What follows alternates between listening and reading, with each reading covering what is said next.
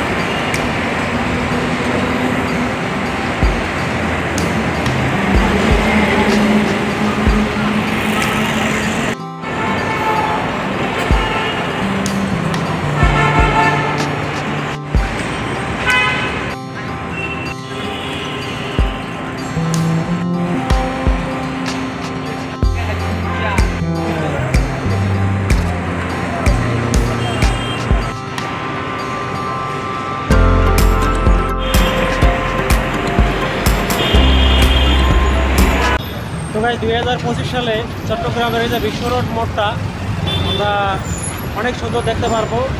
তো সঙ্গে থাকবেন, পরবর্তীতে আবারও দেখানোর চেষ্টা করবো।